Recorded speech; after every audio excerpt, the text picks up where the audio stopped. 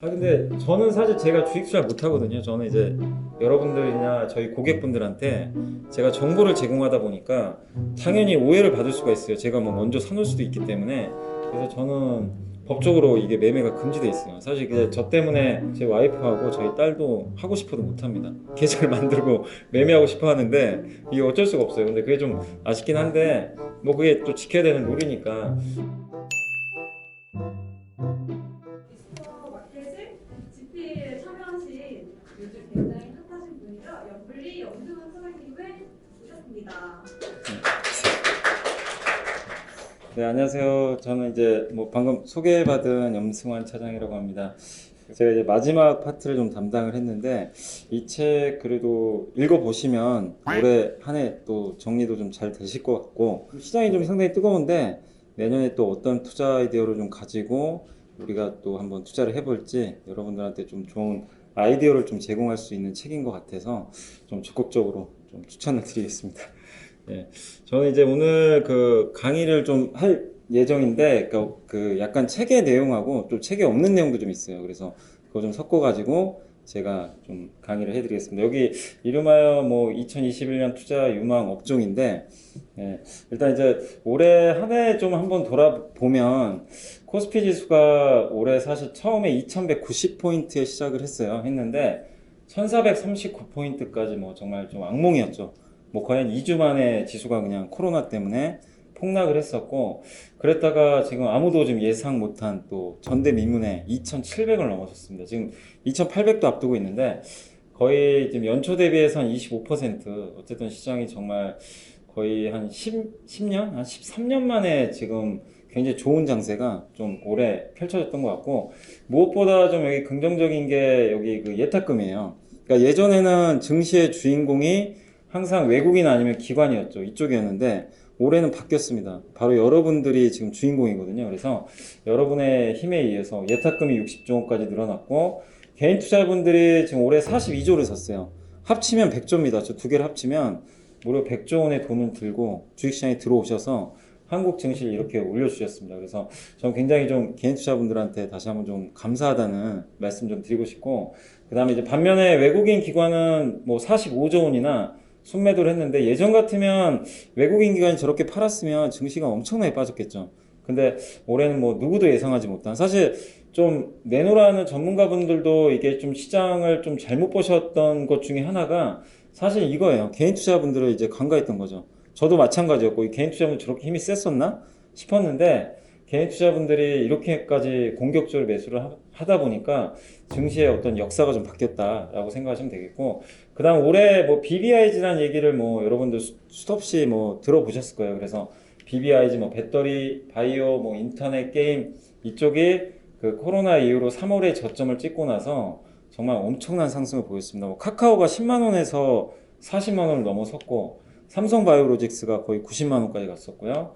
그 다음에 이제 게임 업종 NC소프트가 거의 100만 원까지 한번 갔었고, 배터리 대표주인 LG화학도 20만 원대에서 80만 원까지 거의 한 기본 한 3배에서 4배 이렇게 오르는 엄청난 뭐 퍼포먼스를 보여줬던 것 같습니다.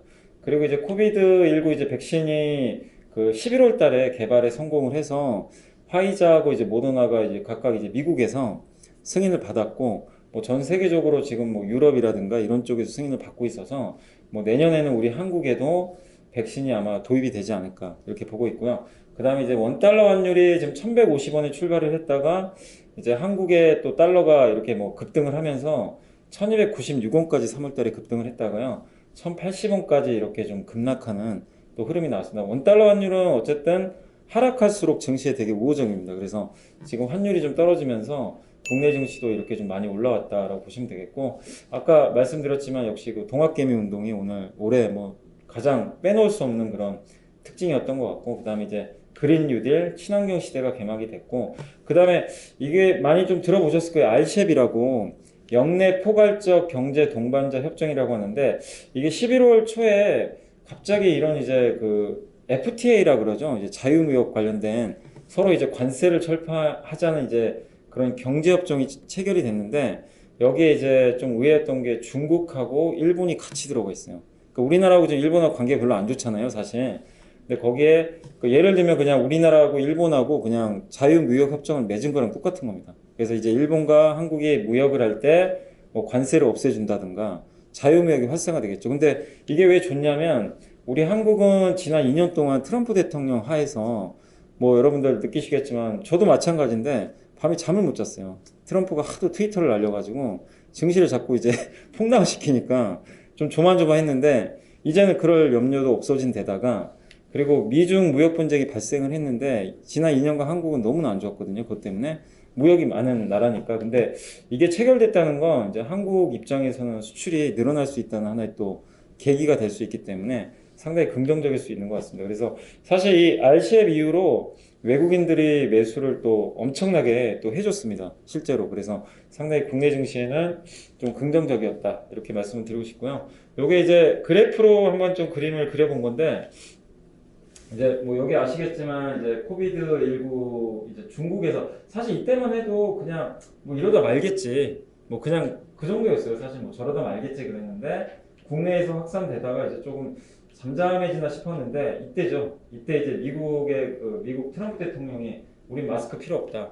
뭐 이게 별거냐 그냥 무시를 해버렸죠. 그래서 이제 유럽 확산되고 미국 확산되면서 이제 난리가 났고 뭐 대공황이 온다. 정말 뭐 난리도 아니었어요. 이 구간만 해도 완전 패닉이었고 제가 알기로는 이때 제가 아직도 기억나는 게 그때 CJ 제일제당이라는 정말 우량 기업이 하한가에 갔어요 거의. 그냥 망한다는 루머가 돌아버렸어요. 부도난다고. 왜냐면 부채가 좀 많으니까. 그때 이제 달러도 부족할 때고 그러다 보니까 이제 대형 회사들 망하면서 진짜 이제 끝났구나 이랬는데 그 후로 이제 우리나라하고 미국과 이제 달러 스와프 이제 그 달러와 원화를 이제 교환하는 거죠. 그거 약정을 맺으면서 진정이 됐고 전 세계 중앙은행이 이제 금리나 양적 완화. 근데 이때는 예전하고 2008년도하고 다른 점이 뭐냐면 2008년도에는 그 금융위기가 발생했을 때는 사실 이제 그 금융사들이 잘못을 많이 했거든요. 여러 가지 위험 상품에 많이 투자도 하고. 근데 그거를 왜 우리가 도와줘야 되냐? 우리 세금을 내 가지고 좀 논란들은 많았는데 이번에는 그런 게 없어요. 지금은 아니 누구의 잘못도 아니잖아요. 뭐 코로나 터진 게 여러분의 잘못도 아니고 뭐 저도 마찬가지고 우리 한국의 잘못도 아닙니다. 그러다 보니까 전 세계가 그냥 모두 다 이제 힘을 합쳐가지고 돈 풀고 재난지원금 뿌려주고 예. 그러니까 거기에 대해서 누구도 비난을 할 수가 없었어요.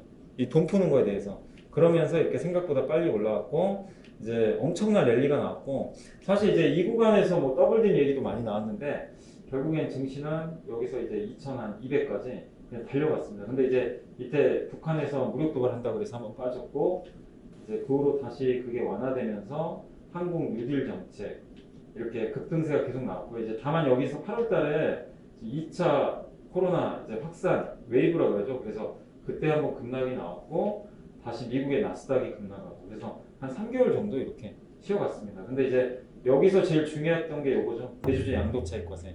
이게 되게 의미 있는 사건인 게 뭐냐면 저는 이거를 정부에서 딱 이렇게 해주는 걸 딱 보고 그러니까 양도차익과세가 원래 이게 정해져 있었어요. 2017년도에 정했어요. 이미 3억으로 낮춘다고 이미 정해져 있기 때문에 그게 사실 이게 맞는 거죠. 법적으로는.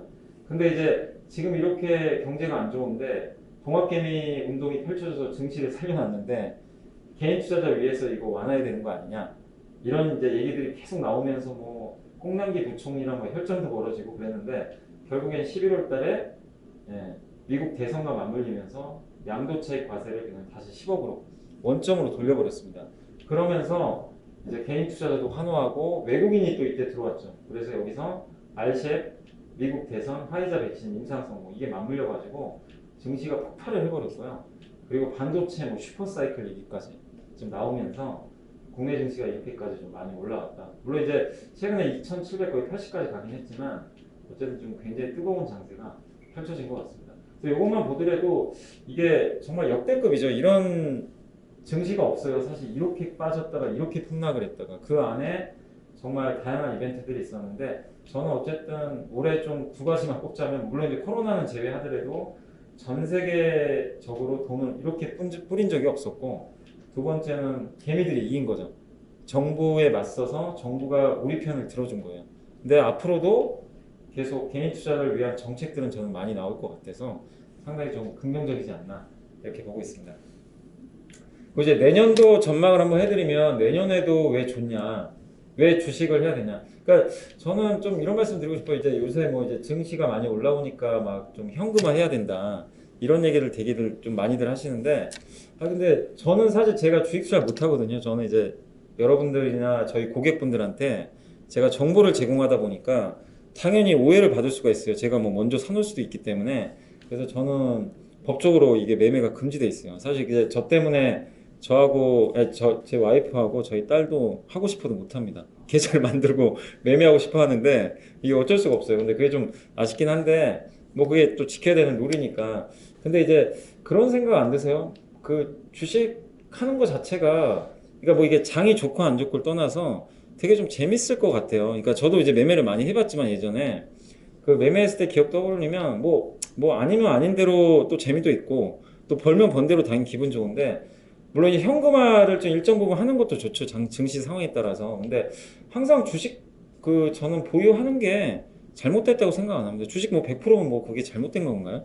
좋은 주식 가지고 있으면 되는 건데 다만 이제 너무 레버리지라 그러죠. 신용 투자하는 건 그거는 좀 자제해야 되겠지만 우리가 좋은 기업들 뭐 장기 투자하는 것 자체가 저는 문제된다고 생각 안 합니다. 그래서 뭐 꼭 2021년도가 아니라 2020년에도 2019년도에도 저는 뭐 계속 주식이 좋지 않나 이렇게 말씀을 좀 드리고 싶고 근데 내년에는 더 좋다고 보는 이유가 이 세 가지 때문이에요.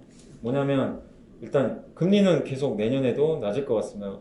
그 파웰 연준의장께서 그 지금부터 2023년까지는 금리 올리지 않겠다라고 약속을 했어요.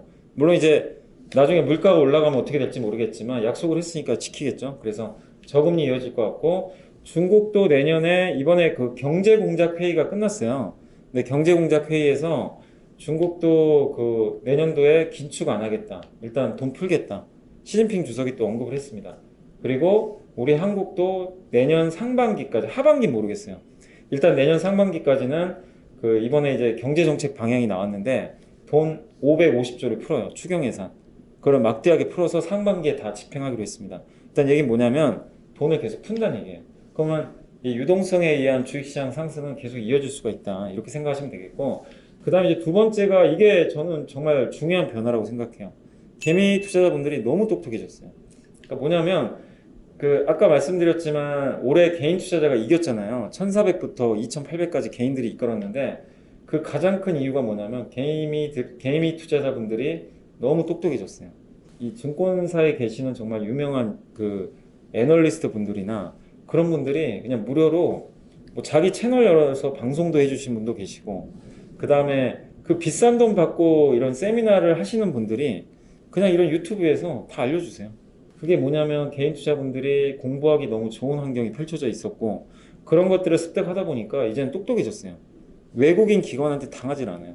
옛날에는 뭐 뭣도 모르고 당했던 거죠. 외국인 기관이 팔면 파는 대로 또 사면 사는 대로 당했는데 이제는 안 그렇습니다. 오히려 외국인하고 기관들이 맞서가지고 정말 이제 지식도 올라가시고 적극적으로 위험도 선호하게 되시고 물론 이제 이 배경에는 금리가 너무 낮고 지금 은행 금리가 1%가 안 되니까 너무 낮잖아요. 이제 그런 것도 하나 뭐 분명히 있는 건 사실이지만 또 어쨌든 지금 뭐 부동산도 마찬가지고 부동산 투자하기가 좀 쉽지 않다 보니까 이런 주식 쪽으로 계속해서 들어오는 현상들이 좀 분명히 있었습니다. 근데 이런 것들이 어쨌든 맞물려 가지고 올해 개인 투자분들이 너무나 똑똑해지면서 적극적으로 주식을 좀 즐기는 현상이 나왔는데 이게 뭐 내년이라고 달라질 거예요. 내년엔 더 많이 늘어날 것 같아요. 제가 봤을 때는. 그래서 이 스마트 개미들은 더 내년도에 증시를 더 이끌지 않을까 이렇게 보고 있고 마지막으로 역시 우리나라 이제 주도 업종에 옛날에는요 2017년도에는 이것만 갔어요. 반도체만.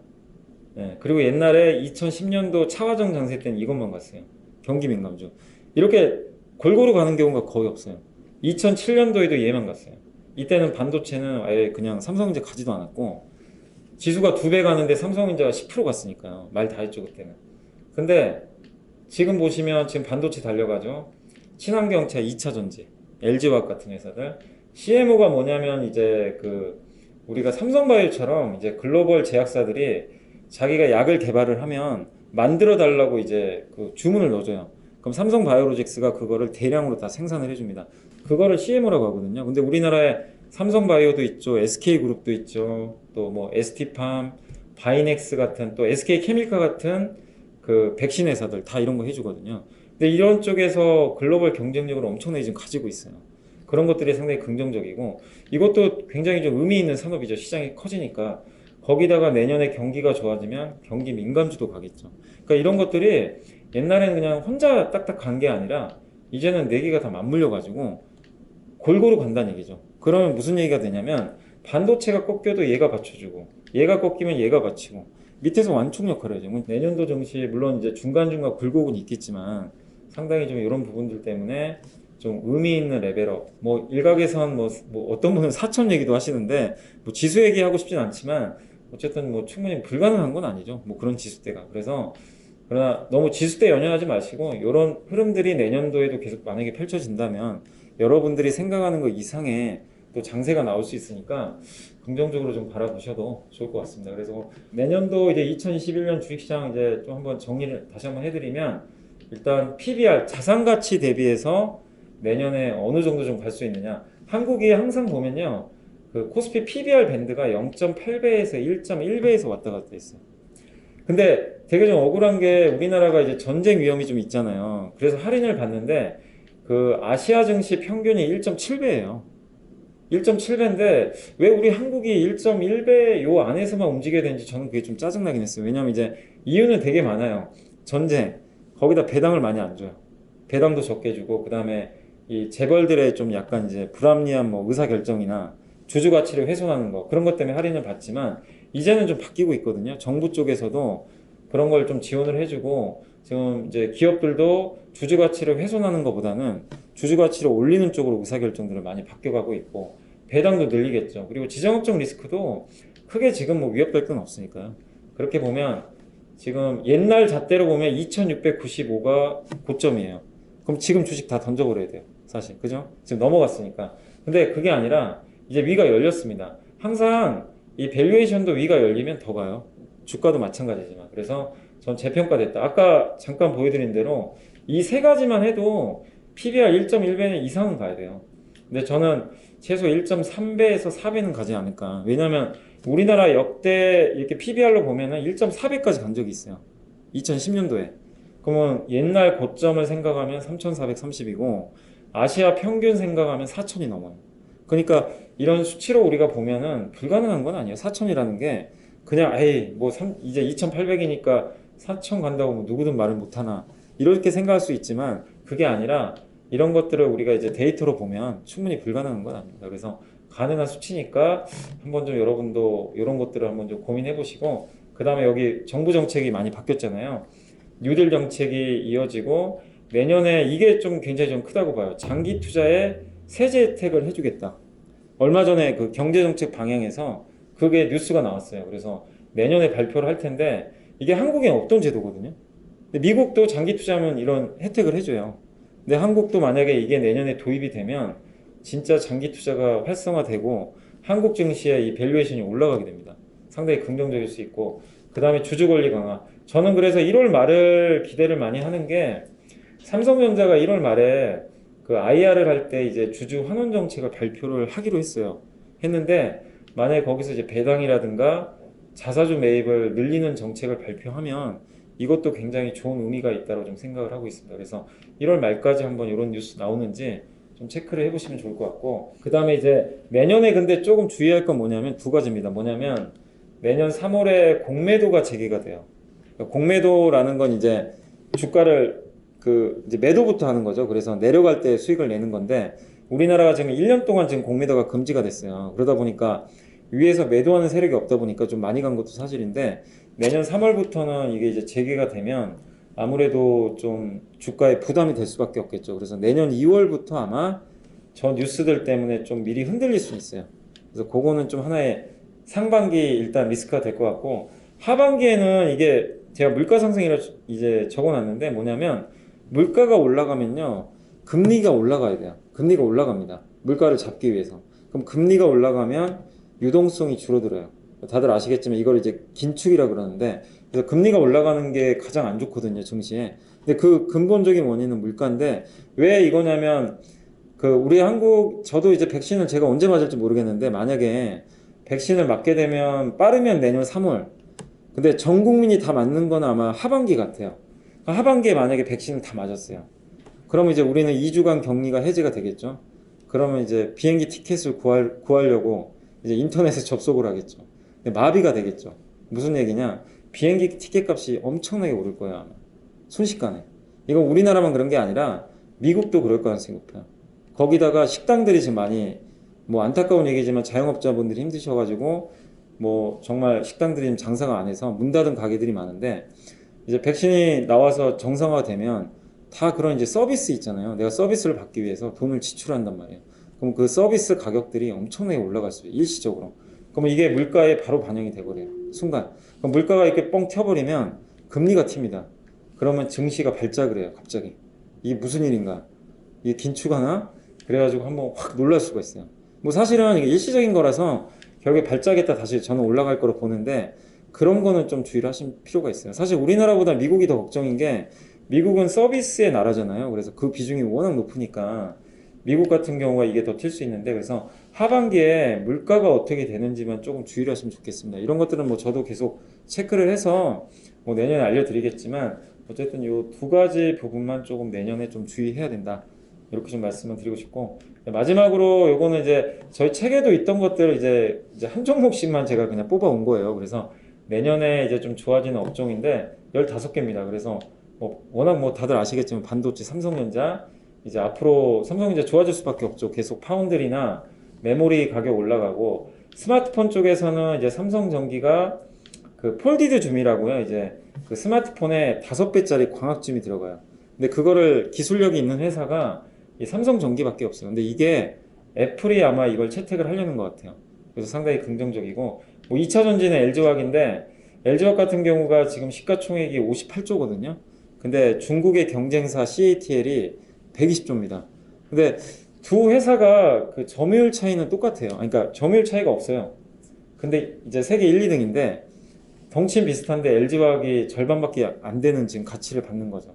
그러니까 너무나 아직도 싼 것 같고 신재생 에너지 쪽에서는 이제 하나솔루션이 태양광 회사 하고 있고 역시 자동차는 현대차인데 현대차를 이제 제네시스를 판매하는 차로 생각하지 마시고 이번에 보스턴 다이내믹스라고 그 로봇계라고 아실 거예요. 사족 보행 그 회사를 한 9천억에 인수를 했어요. 그거 왜 인수했겠어요? 결국 자율주행이나 로봇 회사가 되겠다는 거예요. 한마디로 나중에. 그러니까 약간 테슬라처럼 되겠다는 이제 청사진을 발표한 건데 기존의 자동차 팔아서는 그 높은 밸류에이션을 못 받아요. 근데 만약에 전기차, 수소차 저런 로봇 자율주행에 성공을 하게 되면 엄청나게 비싼 가치를 부여받게 됩니다. 그래서 현대차도 한번 주목을 해보시고 뭐 언택트는 카카오는 뭐 다들 워낙 유명하니까 계속 저는 뭐 성장하지 않을까 이렇게 생각을 하고 있고요.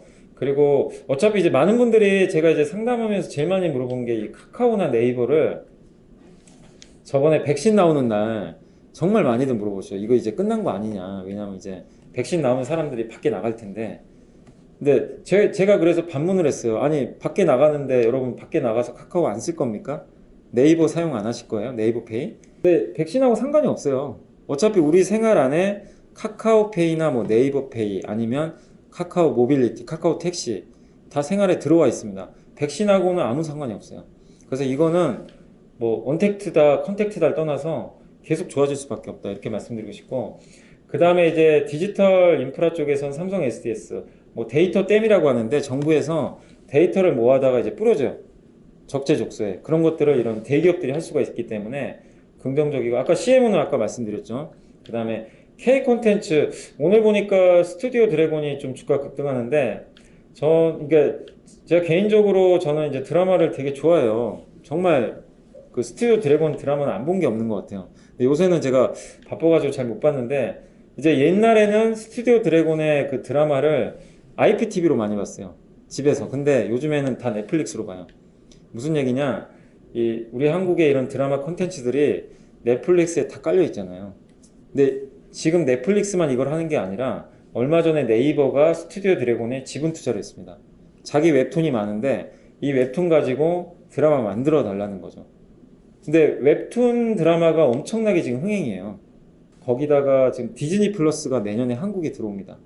디즈니 플러스도 스튜디오 드래곤의 드라마를 사가고 싶겠죠. 그리고 아이치, 중국의 아이치라는 기업이 얼마 전에 그 지리산이라는 드라마 판권을 가져갔어요. 에이스토리. 그 전지현 씨가 주연을 하는 건데 내년에 그런 거. 그러니까 무슨 얘기냐면 이게 몸값이 계속 올라가요. 주변에서 이 드라마를 사가려는 회사들이 너무나 많은 거예요. 예. 근데 우리 한국 드라마를 다 원해요. 왜냐면 아시아에서 이만큼 드라마 잘 만드는 국가가 없어요. 일본은 아시겠지만 다 애니메이션 천국이잖아요. 예. 그래서 좀 의미가 있다 이렇게 말씀드리고 싶고, 그다음에 홍코노미 집에 계속 저도 이제 집에 자주 있다 보니까 주말에 그러니까 집에 가만히 앉아 있으면 집이 자꾸만 눈에 들어오잖아요. 막 TV도 눈에 보이고 가구도 보이고, 그러니까 옛날 가구들이 보이니까 자꾸만 이제 바꾸고 싶은 거예요. 또 소비를 하게 되는데 이게 이제 홈코노미 시장이 점점 커지는데, 사실 이제 코로나랑 또 무관하게 내년도에 주택 공급이 늘어날 가능성이 굉장히 높아요. 인테리어 시장은 더 커지거든요. 주택과 마찬가지로 한샘 한번 관심 있게 보시고, 폐기물 뭐 뉴스들 많이 들어보셨을 거예요. 폐기물 회사들은 그 자기 지역에서 폐기물을 사업을 하는데 절대 다른 지역에 그 뭐 건설을 한다거나 아니면 다른 경쟁사가 들어올 수가 없어요. 왜냐하면 주민들이 다 싫어해요. 예. 그래서 뭐 아마 그 고등학교 교과서에 아마 나와 있을 거예요. 님비 현상이라고, 내 그 지역엔 안 된다. 그런 이제 현상들이 있잖아요. 그래서 만들 수가 없어요. 기존 업체들이 다 해야 됩니다. 근데 폐기물 처리량은 늘어나니까 긍정적이고, 그다음에 이제 미니 LED는 지금 이제 TV 시장이 OLED하고 LED TV인데 기존의 LED보다 엄청나게 작아요. 작은 LED 칩이 뒤에 박혀요. 근데 그거를 삼성전자가 한다고 합니다. 내년에 출시를 하니까 애플도 하고. 그래서 서울 반도체가 유명해 보이고, 그다음에 이제 건강기능식품은 올해 많은 분들이 이제 면역력 강화에 관심을 많이 가지시면서 건강기능식품 많이 드셨을 거예요. 근데 이게 한번 먹으면 계속 먹어야 돼요. 저도 사실 이제 올해 코로나 터지고 나서 많이 먹게 됐는데 지금 이제 그거랑 상관없이 그냥 습관적으로 계속 먹고 있어요. 저도 저녁에 한 3개, 4개씩 먹는데, 근데 그거를 만들어주는 회사가 성웅입니다. 이 다양한 브랜드. 그래서 좀 필요하고, 그 다음에 올해 이제 이 코로나의 최대 수혜 업종 중에 하나가 미용 성형이라고 하더라고요. 그러니까 저도 이거 되게 좀 특이했던 게, 조사하다 보니까 좀 알게 됐던 게, 재택근무를 하고 그 다음에 이제 그 뭐 대학생들도 마찬가지로 이제 학교에서 원격 수업을 하다 보니까 사실 저런 이제 성형이나 아니면 내가 미용 시술을 받으면 그 이게 출근을 바로 하기가 솔직히 쉽지 않잖아요. 뭐 어떤 뭐 여기 뭐 기미를 없앤다거나. 근데 집에서 근무하면 되니까 이게 너무나 쉬운 거예요. 그래서 코로나 한참 터졌을 때 저런 이제 미용 피부과가 그냥 문전성시를 이뤘대요. 그 정도로 호황을 좀 누렸었는데 지금은 그만큼은 아니더라도 한번 저거를 또 시술을 받으면 계속 해야 된다고 하더라고요. 그럼 반복적으로 미용 선형을 하게 되고, 그러면 이제 거기에 관련된 회사들은 돈을 많이 벌겠죠. 대표적인 회사가 리프팅을 해주는 그 클래시스라고 있습니다. 예. 그 회사가 뭐 올해 좀 주가도 좋았는데 내년에도 계속 좀 곽강을 받을 것 같고, 그 다음에 이제 마지막으로 사무 업무 자동화라고 써놨는데 이제 RPA라고 하는데요. 이게 뭐냐면 그 이제 직장 생활 하시는 분들 중에 그런 경험들 많이 하셨을 거예요. 이렇게 굉장히 단순하고 반복적인 업무인데 안 할 수는 없는 업무들이 있어요. 근데 이제 저런 것들을 대신 해주는 소프트웨어를 포스코 ICT가 개발을 했어요. 그래서 금융회사에도 납품을 했고, 그래서 이 시장은 저는 굉장히 커질 것 같아요. 왜냐하면 그 회사 입장에서도 좋은 게 저런 데 쓸 수 있는 인력 낭비를 다 없애요. 그리고 인건비를 오히려 줄일 수가 있고, 그리고 여기에 투입되는 인력을 더 좋은 일에 쓸 수가 있잖아요. 그리고 저런 단순 반복 업무를 어쩔 수 없이 했던 분들이 이제는 뭐 내가 좀 더 창조적인 일을 할 수가 있으니까 어떻게 보면 자기 발전에도 더 좋을 수가 있는 거죠. 그래서 서로 윈윈할 수가 있기 때문에 사무 업무 자동화 이쪽 관련된 기업들도 좀 참고를 해보시면 좀 좋을 것 같습니다. 그래서 제가 여기 이제 책에 나왔던 거 업종별로 좀 15개만 좀 적어놨는데, 사실 뭐 책에는 못 썼지만 되게 많아요. 내년에도 좋을 수 있는 업종들은 좀 많은데 그거는 또 나중에 제가 또 기회가 되면 또 말씀을 한번 드려보도록 하겠습니다. 자, 그래서 좀 책에 없는 거 있는 거 이렇게 좀 섞어가지고 제가 내년도 전망을 좀 해드렸는데, 어쨌든 여러분들이 증시가 지금 너무나 올라서 많은 분들이 좀 혼란스러울 거예요. 이게 계속 갈 거냐 아니면 또 조정이 나올 거냐. 근데 저는 너무 그런 거 신경 안 쓰셔도 좋겠어요. 그냥 여러분이 지수 보고 투자할 거 아니잖아요. 종목 발굴에 신경 쓰시고, 좋은 종목은 다 여기 제가, 그러니까 저희 5명의 저자가 진짜 내년에 어떻게 할지 다 써놨어요. 이것만 보시면 내년 정답 나오니까 이 책 활용하셔서 내년에 또 좋은 수익 내주시기를 예, 다시 한번 좀 말씀드리고 싶습니다. 자, 오늘 강의는 여기서 마치겠습니다. 감사합니다.